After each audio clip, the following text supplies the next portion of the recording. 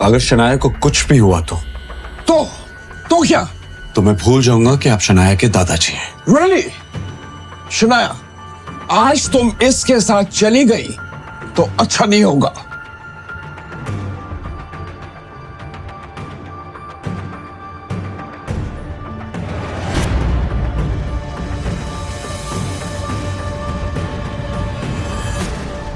क्या तुम्हारे पास ऐसा कोई सबूत है जो ये साबित कर सके कि शौर्य ने तुम्हें विकी नाम के गुंडे के पास जाने के लिए मजबूर किया? है कोई सबूत? अपने दादाजी का ये सवाल सुनकर शगुन और शौर्य एक दूसरे की तरफ कामयाबी की उम्मीद के साथ देखने लगे। उन दोनों को यकीन था कि शनाया के पास कोई भी सबूत नहीं था। हेलो, कौन? मैं शौर्य, और अगर आहान की जान बचाना चाहती हो तो विक्की भाई के अड्डे पे पहुंचो। मैं तुम्हें लोकेशन भेज रहा हूँ। दादाजी, मेरे पास सबूत है। उस दिन शौर्य ने मुझे कॉल किया था और मैसेज में ये साफ लिखा था कि अगर मैं उस अड्डे पर टाइम पर नहीं पहुंची तो आहान को कुछ भी हो सकता है।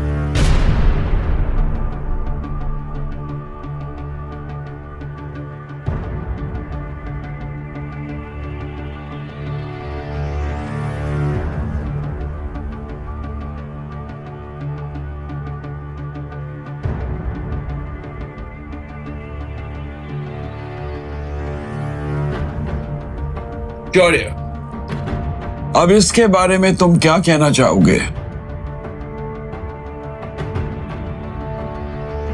दादाजी, शनाया को शायद कुछ गलत फहमी हुई है, क्योंकि ये मैसेज जिस नंबर से आया है ये मेरा नंबर है ही नहीं, और ना ही मैंने कोई कॉल किया। ये सुनकर शनाया हैरान रह गई, अपना मोबाइल देखने लगी, मगर शौर्य की बात तो सच थी। वैसे शनाया सच कह रही है और शौर्य ही गलत है।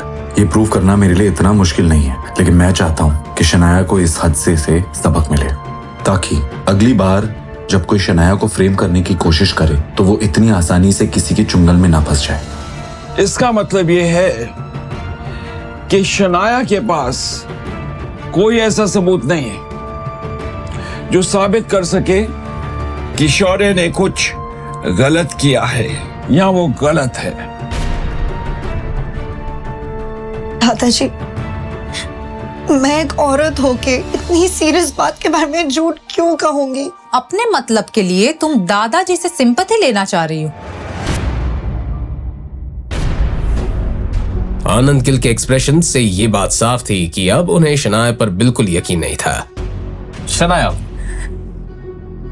मैंने तुम्हें हमेशा अपनी सगी बहन के जैसा माना है, और तुम मुझ पर ये झूठे इल्जाम लगा रही हो। आखिर क्यों?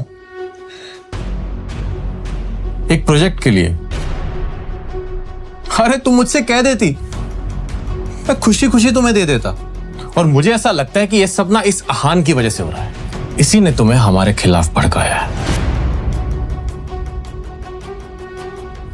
छी आहान। आहान को ये सब सुनकर भी गुस्सा नहीं आ रहा था। असल में वो तो दिल ही दिल में शौर्य की इतनी चालाकी से हैरान रह गया था। अब शनाया का सब्र अंजाम दे गया था। वो अब एक एक करके अपने ही रिश्तेदारों के असली और घटिया चेहरे देख रही थी। शनाया को अंदर से ऐसा लगा मानो वो पूरी तरह से हिल गई थी।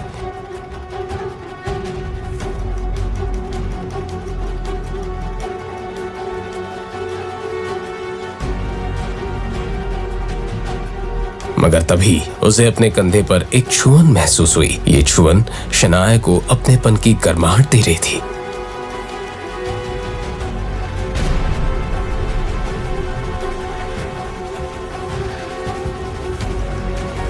आहान को इस सब में कितना कुछ सुनना पड़ रहा है, मगर मैं ना अपनी सपोर्ट में ना उनकी सपोर्ट में कुछ कह पा रही हूँ। मैं बहुत लकी हूँ जो मेरे पास आहान है। अगर उन्होंने मेरा साथ ना दिया होता तो मेरा क्या होता? फाइनली मेरे पास ऐसा कोई है जिस पर मैं डिपेंड कर सकती हूँ। शनाया को बेहतर फील करवाने के लिए आहान सब ठीक कर सकता था, लेकिन आहान शनाया को कमजोर नहीं रहने देना चाहता था। इसलिए आहान ने कुछ नहीं कहा। शनाया, क्या शौर्य सच कह रहा है?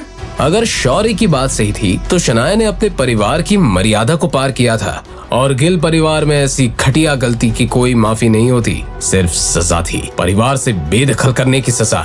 अब शनाया हार गई थी और सुबकते हुए रोने लगी। अब तो मैं ये भी साबित नहीं करना चाहती कि मेरी कोई गलती नहीं है। वैसे भी मेरे कुछ कहने ना कहने से कोई फर्क नहीं पड़ने वाला। अब जब शनाया ने अपने घुटने टेक दिए थे तो आहान को ही अपनी बीवी का साथ देना था। क्या अब इस बात से फर्क पड़ता है कि शौर्य सच कह रहा है या झूठ? लड़के, आखिर तुम कहना क्या चाहते हो? क्या आप मेरी बात का मतलब नहीं समझे? मैं बताता हूं। मैं ये कह रहा हूं कि आपने अपना फैसला तो कर लिया। अब उस फैसले के बाद कोई भी अपना सर भी फोड़ लेना, तब भी जो हक है वो शनाया का नहीं, शौर्य का ही है। आनंद गिल ने उम्मीद नहीं की थी कि इस नकम्मे घर जमाई में इतनी हिम्मत थी। जानते हो किससे बात कर रहे हो? बदतमीज। आहान की हिम्मत तो अब बढ़ती ही जा रही थी। बदतमीज? शायद मैंने जब से शनाया से शादी की है ना, आपने मुझे कभी जरूरी नहीं समझा, हमेशा मेरी बेइज्जती की, क्योंकि मैं आपकी हैसियत का नहीं हूं ना। और इसी वजह से आपने मेरे पापा शेखर गिल, आपके अपने बेटे, उनको इस बात की इनडायरेक्ट सजा दी है, उनके काम में बाधाएं डाली है, उन पर प्रेशर डालने की कोशिश की है, ताकि वो मुझे अपने घर से और शनाया की जिंदगी से हमेशा हमेशा के लिए बाहर कर दे। क्या हुआ? क्या मैं झूठ कह रहा हूं? दादाजी, जो सच बयान करता है ना, वो हमेशा बदतमीजी कहलाता है। ये बात सुनने में आनंद गिल ऊपर से तो बहुत शांत लग रहे थे, मगर उनके दिल में एक तरह का तूफान बन गया था। इस घर जमाई को इस बारे में कैसे पता चला? मैं सब कुछ जानता हूं। रोजे, इस बात से कोई एतराज नहीं है। मुझे बस प्रॉब्लम इस बात से है कि इस सब में शनाया को इन्वॉल्व किया जा रहा है, उस पर ज्यादती हो रही है। शनाया मेरी पोती है और वो मेरी बीवी है। आप मुझे चाहे जितना परेशान कीजिए, मैं चुपचाप सह लूंगा, पर शनाया को नहीं। उसे जरा सी भी तकलीफ नहीं होनी चाहिए। और अगर तकलीफ हुई तो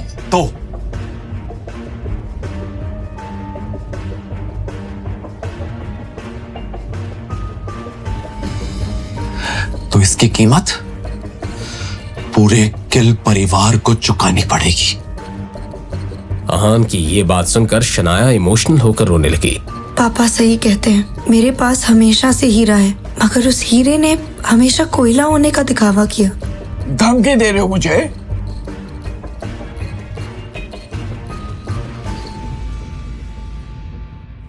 अगर आप उससे धमकी समझ रहे हैं तो धमकी सही। आज मैं आपको आखिरी बार दादाजी कहकर बुला रहा हूं। आगे से अपना ध्यान रखिएगा। अपनी बात कहने के बाद आहान ने शनाया का हाथ पकड़ा और वहां से चला गया। शनाया को इस बात का एहसास था कि गिल परिवार से उसका रिश्ता टूट चुका था। पहले कभी शनाया ने इस बारे में सपने में भी नहीं सोचा था। शनाया को तो बस इसी बात की तसल्ली थी कि इस सब में वो अकेली नहीं थी, आहान उसके साथ था। शनाया को कुछ खोने का गम नहीं था। वो तो बस जो था उसी के साथ खुश थी। शनाया को रियलाइज हुआ कि असली आहान ऐसा दिखता था, इतना कॉन्फिडेंट, इतना ब्रेव।